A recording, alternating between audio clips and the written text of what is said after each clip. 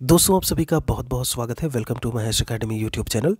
केंद्रीय विद्यालय संगठन केवी की अगर हम बात करें, ऐसे में केवीएस की बात करें, दूसरी तरफ अगर हम सीटेट की बात करें, अगर आप इनमें से किसी भी परीक्षा को देने जा रहे हैं, साथ में एनवीएस डी ट्रिपल एस भी, चूँकि इन सभी का जो क्वेश्चन पूछने का तरीका होता है वो पैडागोजिकल इश्यूज़ यानी कि जो शिक्षण शास्त्रीय मुद्दे होते हैं वहाँ से आपके क्वेश्चन ज़्यादा बनते हैं। तो ऐसे में अगर आप आगामी जो भी परीक्षाएं हैं उनकी तैयारी करने जा रहे हैं, खासकर केंद्रीय विद्यालय की बात करें हम ऐसे में केवीएस की, और दूसरी तरफ जो हम सीटेट की बात करते हैं, यहाँ पर मैं फिर से बोल रहा हूँ, आप ये मान के चलिए कि अगर पूरे वीडियो को आज देखते हैं तो आप पलक झपकते ही, जिस तरीके से मैंने आपको हिंदी के कुछ टैग वर्ड्स बताए थे कि 102 पॉइंट्स उसमें दिए हुए थे, और वो अगर आप पढ़ लेते हो तो हिंदी के पैडागोजिकल इश्यूज़ जो भी क्वेश्चन है बहुत आसानी से सॉल्व करेंगे। यहाँ पर हम आपको बता दें, अगर आप इस केवल और केवल 3 पेज का ये आपका जो है पीडीएफ है, और इन तीनों पेजेस को अगर आप सही तरीके से सुन लेते हैं, यहाँ पर इस वीडियो को पूरा देख लेते हैं, तो आपका काम बिल्कुल ओके समझिए। अगर हम ईवीएस वाले सेक्शन को लेकर के बात करें, इवन अदर सब्जेक्ट्स में भी ये आपकी हेल्प करेगा। तो चलिए शुरू करते हैं। यहाँ पर बात करते हैं कि आखिर ये चीज़ आई कहाँ से, 3 पेज हैं कहाँ से। तो ये कहीं और से नहीं है। जब एनसीईआरटी की आप बुक्स उठाएंगे तीसरी चौथी पाँचवीं क्लास में, तो आपको ये देखने को मिल जाएगा, सबसे आगे आपका दिया हुआ होता है 2 शब्द शिक्षकों एवं अभिभावकों से। यही एग्जैक्टली लिखा हुआ होता है। यहाँ पर सवाल पॉजिटिव नेगेटिव टैगवर्ड्स हमें कैसे मिलेंगे, क्वेश्चन कैसे फॉर्म होता है, उन सभी को हम फटाफट बात करते चलते हैं। सबसे पहले अगर हम यहाँ पर बात करें तो आपसे इन्होंने देखिएगा, इन्होंने क्या बोला हुआ है। ये कहते हैं कि राष्ट्रीय पाठ्यचर्या की रूपरेखा यानी कि एनसीएफ 2005 में कथित उद्देश्यों को एक राष्ट्रीय स्तर की पर्यावरण अध्ययन की पाठ्यपुस्तक में प्रस्तुत करना लेखक मंडल के लिए चुनौतीपूर्ण कार्य था। चलिए, ये सारी हो गई। बात कहाँ से शुरू होती है? बात शुरू होती है कि इस आयु वर्ग के बच्चे अपने परिवेश को समग्र रूप में देखते हैं।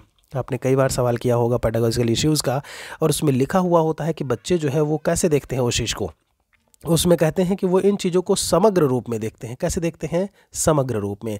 समग्र मतलब एक साथ में करके देखना, भागों में नहीं, मतलब अलग अलग नहीं देखते, एक साथ में करके देखते हैं। इससे जुड़े किसी भी विषय को विज्ञान और सामाजिक अध्ययन के रूप में नहीं देखते, मतलब अलग अलग नहीं देखते हैं। कहने का मतलब ये है कि EVS is an integrated subject.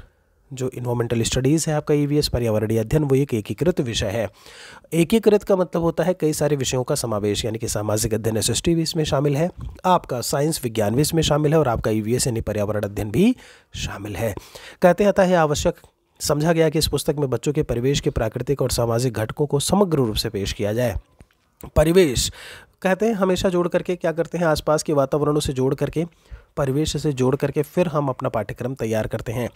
आगे ये क्या कहते हैं, पर्यावरण अध्ययन विषय का पाठ्यक्रम भी अलग अलग विषयों से उप विषयों की सूची लेने के बजाय ऐसे उप विषय या थीम प्रस्तावित करता है जो बच्चों के जीवन से बहुत करीब से जुड़े हों। तो बच्चों के जीवन से जोड़ करके पढ़ाना मैं आपको कई बार बता चुका हूँ, आपने सुना होगा ऐसे में कि जीवन से जोड़ करके किसी भी चीज़ को लेकर के बात करना। कहते हैं यहाँ पर कि उपविषय से जुड़े प्राकृतिक, सामाजिक और सांस्कृतिक पक्ष बहुत ही सूक्ष्म रूप से उभरें, ताकि बच्चे अपने सोच विचार कर उसे क्या है, अपने विचार जो है वो सोच समझ कर बनाएं। कभी कभी आप देखते होंगे कि जब हम विचारों की बात करते हैं तो उसमें उनके क्या होते हैं, फंडामेंटल जो उनके बेसिक्स होते हैं वो उसमें शामिल होते हैं। आपसे कहते हैं कि राष्ट्रीय स्तर पर कक्षा के बहुसांस्कृतिक स्वरूप को प्रतिबिंबित करना एक चुनौतीपूर्ण कार्य रहा है। आगे देखिए, कहते हैं ये महत्व मिले उनका समाज, संस्कृति, रहन सहन आदि सभी महत्वपूर्ण है। कहते हैं कि किन बच्चों को संबोधित कर रहे हैं। कहते हैं कि क्या वे किसी बड़े शहर के, किसी बड़े विद्यालय के बच्चे हैं या झुग्गी झोपड़ी के बच्चे हैं। तो दोस्त, आपने यहाँ पर जैसे कहते हैं इतनी विविधता, देखिए एक और कॉन्सेप्ट आपको देखने को मिला। वो कॉन्सेप्ट क्या है आपका, जब ये यहाँ पर बात करते हैं विविधता को लेकर के, कहते हैं इतनी विविधता को पाठ्यपुस्तक में कैसे शामिल किया जाए। अब भाई ये भी हो सकता है कि वो ग्रामीण परिवेश के हों, वो शहरी परिवेश के हों, झुग्गी झोपड़ी से हो, कहीं से भी हो सकते हैं। तो यहाँ पर ये कहते हैं कि डाइवर्सिटी, विविधताओं को हमारी पाठ्यपुस्तकों में शामिल किया गया है। अलग अलग भाषिक पृष्ठभूमि से अलग अलग भाषाओं के बच्चे, यानी कि बहुभाषिकता वाला चीज़ जो है वो देखने को मिलता है, और टीचर उसे स्वीकार करता है जैसा भी वो होता है। मतलब बच्चा कोई अवधी बोल रहा है, कोई भोजपुरी बोल रहा है, कोई हो सकता है मैथिली भाषा बोल रहा हो, कोई खड़ी हिंदी बोल रहा हो, तो सभी को बराबर दृष्टि से टीचर को देखने की ज़रूरत होती है। जेंडर है, वर्ग है, संस्कृति है, इसमें इन्होंने बताया है, धर्म, भाषा, भौगोलिक स्थिति आदि सभी को शामिल करना था। मतलब इन सभी को हम शामिल करते हैं। बच्चों को व्यक्तियों में होने वाली विभिन्नताओं या भिन्नताओं के प्रति संवेदनशील कैसे बनाया जाए। ये क्या है, ये अध्यापक और उनके लिए जो कुछ शब्द बताए गए हैं, इन्हीं में ये कहा गया है कि हमने पाठ्यपुस्तक में चीज़ों को शामिल कैसे किया है। बात समझ रहे हैं आप। आगे कहते हैं, इस विषय से जुड़े मुद्दों पर बातचीत से पहले इस विषय का पाठ्यक्रम पढ़ें। इस विषय का जो पाठ्यक्रम है 6 थीम में बांटा गया है। आपके सीटेट में सीधा सीधा सवाल पूछा जाता है। केवीएस का भी सिलेबस बदला है, बिल्कुल यही सारी चीज़ें, पूरा एनसीईआरटी इग्नू का जो टीचर्स के लिए पीडीएफ तैयार होता है वो सारी चीज़ें आपको मिलेंगी वहाँ पे। 6 थीम तैयार किया गया है और यही आप उठा करके सिलेबस देखिएगा, केवीएस पीआरटी के सिलेबस में यही 6 थीम दिए हुए हैं जिन पर सारे के सारे आपके सवाल आपको मिलने वाले हैं। और इनकी सभी की थ्योरीज जो है हम आपको कंप्लीट करवाएंगे। आपको रेगुलर क्लास बाकायदा देखने को मिलेगी। ये मान के चलिए अभी 2-3 दिन थोड़ा सा जो लाइव क्लास है वो डिस्टर्ब रहेगा, अदरवाइज़ हम रेगुलर सारे थ्योरीज और सबके एमसीक्यूज करवाएंगे। तो इसमें परिवार मित्र है, भोजन है, पानी है, आवास है, यात्रा है, हम चीज़ें कैसे बनाते हैं, यही 6 थीम आपके दिए गए हैं। पूरा सीटेट के सिलेबस में भी यही है, केवीएस पीआरटी में भी यही है। पूरा पाठ्यक्रम एनसीईआरटी की वेबसाइट पर दिया हुआ है। चलिए आगे बढ़ते हैं। कहते हैं कि पुस्तक की जो विषय वस्तु है वो बाल केंद्रित रखी गई है। मैं आपको बहुत बार बताया हूँ, अगर आपको याद हो तो कई बार बताया है ना कि जो चीज़ें होती हैं वो क्या होती हैं, बाल केंद्रित होती हैं। और यहाँ पर जब आप गौर करेंगे तो इन्होंने वही चीज़ बाल केंद्रित वाली यहाँ पर भी बताई हुई है कि जो भी चीज़ें होती हैं वो चाइल्ड सेंटर्ड होती हैं। मतलब उस बच्चे को केंद्र में रख करके फिर हम पठन पाठन का काम कराते हैं। स्वयं से खोज करना, पता लगाना और अवसर, अपॉर्चुनिटी, यही सारे पॉजिटिव टैग वर्ड्स हैं जो आपका जो भी शिक्षा शास्त्र के क्वेश्चंस होंगे उनका आंसर देने में आपका सहयोग करेंगे। रटने की प्रवृत्ति कम हो, परिभाषाएं, वर्णन, अमूर्त प्रत्यय आदि को स्थान नहीं दिया गया है। कभी भी डेफिनेशंस की बात, कभी भी एक्सप्लेनेशन, कभी भी आपका एब्स्ट्रैक्ट कॉन्सेप्ट, ये सब चूँकि बच्चे छोटे होते हैं, ये सब बड़े बच्चों को या बड़े लेवल पर काम होता है। उस समय उनकी मानसिक स्थिति इतनी नहीं होती कि वो क्या करें, किसी भी एब्स्ट्रैक्ट चीज़ के बारे में, जो अमूर्त चीज़ जो उनके सामने नहीं है उसके बारे में वो सोच पाएँ। पाठ्य पुस्तक में जानकारी देना बहुत ही सरल है। देखिए, बच्चों को मौका दिया जाए जिससे कि अपने विचार प्रकट करें। एक सवाल पूछा जाता है कि टीचर को क्या करना चाहिए, ऐसे में अवसर देना चाहिए, अपने विचार प्रकट करने के अवसर देना चाहिए, उत्सुकता को बढ़ावा देना, करके सीखना, लर्निंग बाय डूइंग, प्रश्न करना, प्रयोग करके सीखना, सारे के सारे पॉजिटिव टैग वर्ड मिल रहे हैं। आप बहुत सारी एनसीईआरटी की किताबों को हमेशा आपने देखा होगा, पढ़ा होगा, ये स्टार्टिंग में ही आपके 3 पेज दिए हुए हैं जहाँ पर सबका सब कुछ आपको यहीं से मिलने वाला है। फिर कहते हैं बच्चे पाठ्य पुस्तक से खुशी खुशी जुड़ें। कहते हैं विविध तरीकों को इसमें शामिल किया गया है, किस्से, कहानियाँ, संवाद, कविताएँ, पहेलियाँ, हास्य नाटक, क्रियाकलाप, ये सारी चीज़ों के माध्यम से ही आप बच्चों को सिखाने का काम करते हो। आपसे कहते हैं कि बच्चों के प्रति संवेदनशीलता विकसित करने के लिए हमेशा कहा गया है कि बच्चों के प्रति कैसे रहें, तो संवेदनशील, सेंसिटिव रहने की ज़रूरत होती है, क्योंकि वो इतने मानसिक तौर पर आपके मजबूत नहीं होते हैं कि आप उन्हें कुछ भी बोलो और वो समझ जाएं और वो आपको काम करने लगें। ऐसे में हमें सेंसिटिविटी उनके प्रति दिखानी होती है।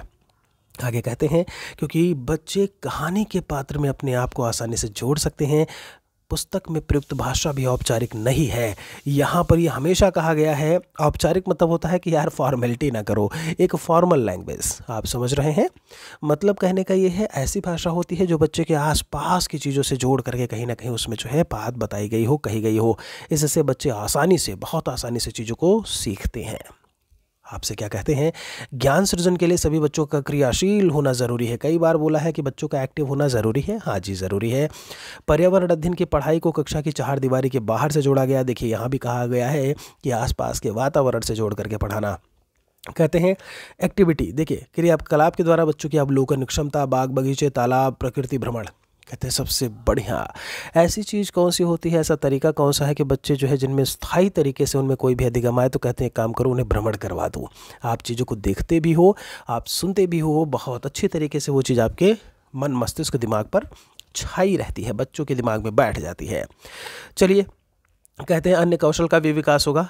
ये प्रयास किया गया है कि बच्चों के स्थानीय ज्ञान, देखिए लिखा हुआ है स्थानीय ज्ञान को विद्यालय से जोड़ा जाए। सेम चीज़ आपकी पेडागोजिकल इश्यूज़ में दिया हुआ है कि क्या करना है, तो स्थानीय ज्ञान को विद्यालय से जोड़ना, क्योंकि उसी स्थानीय जगह से बच्चा उठ करके विद्यालय में आया हुआ है।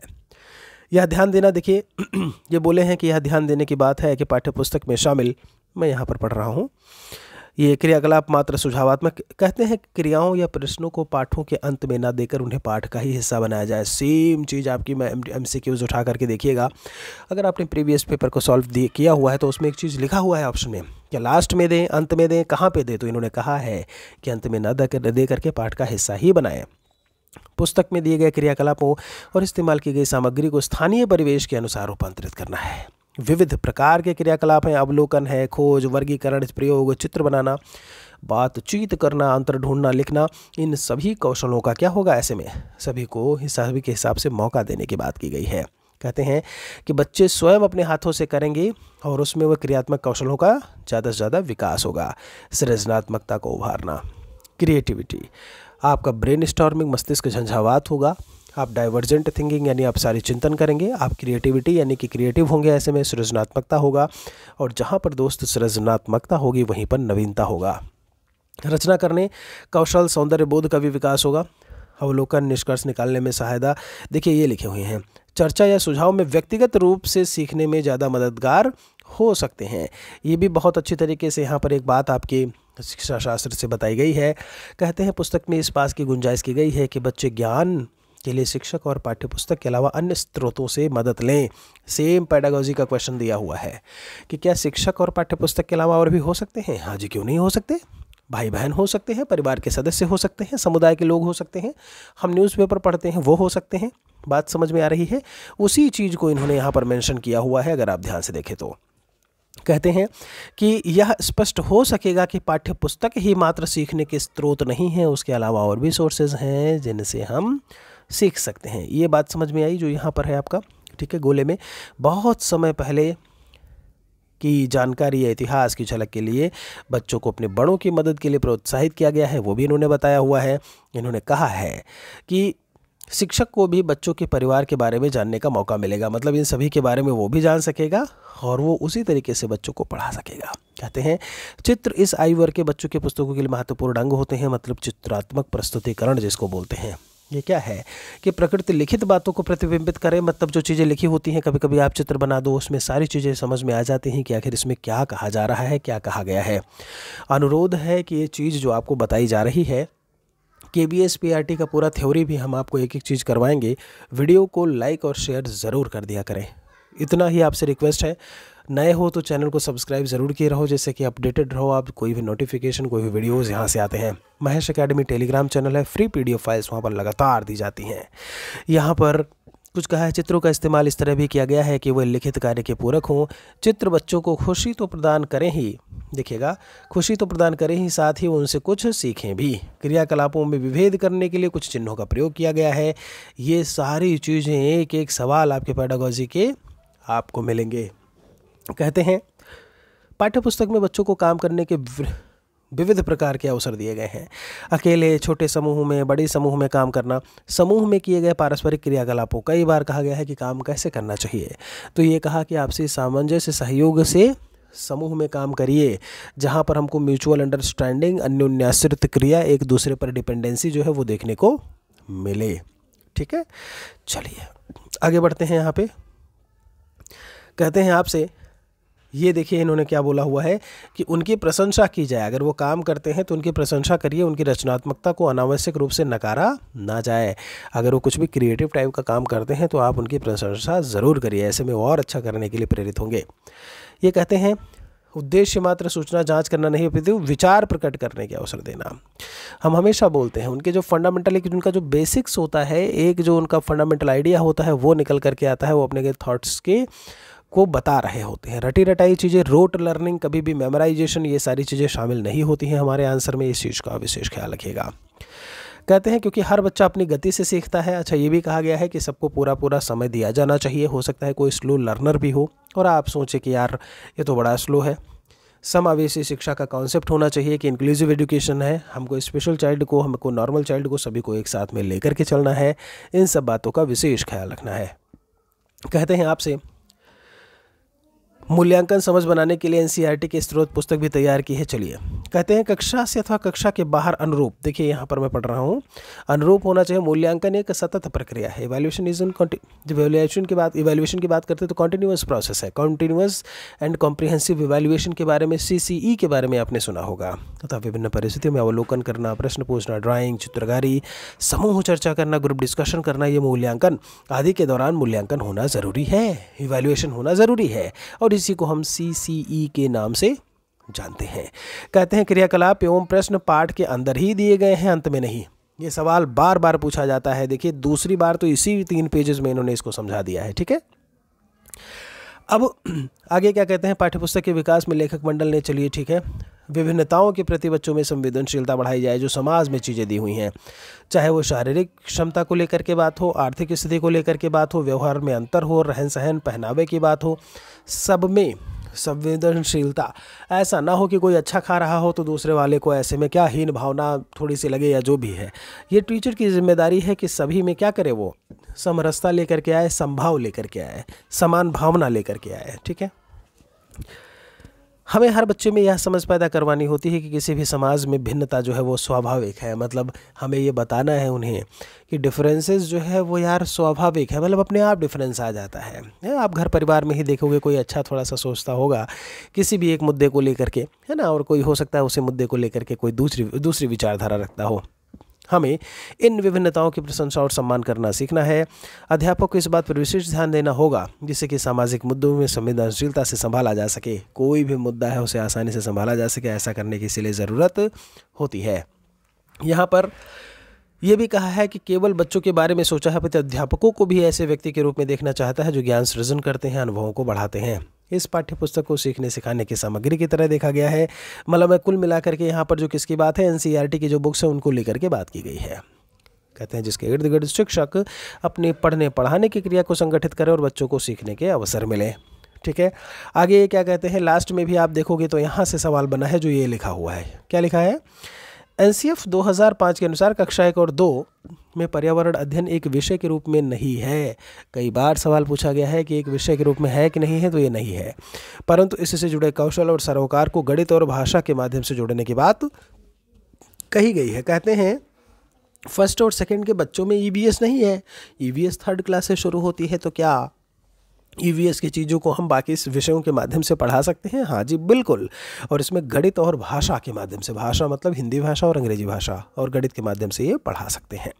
इसके लिए एनसीईआरटी द्वारा अध्यापकों के लिए एक पुस्तक EVS skills through language and mathematics in easily grades, ये बात बताई गई है, प्रकाशित की गई है, जिसमें भाषा और गणित के कुछ ऐसे क्रियाकलाप बताए गए हैं जिनमें ईवीएस से जुड़े मुद्दों को 1 और 2 में समेकित करने में सहायता मिलेगी, मतलब उन्हें उसमें शामिल करने में, इंक्लूड करने में सहायता मिलेगी।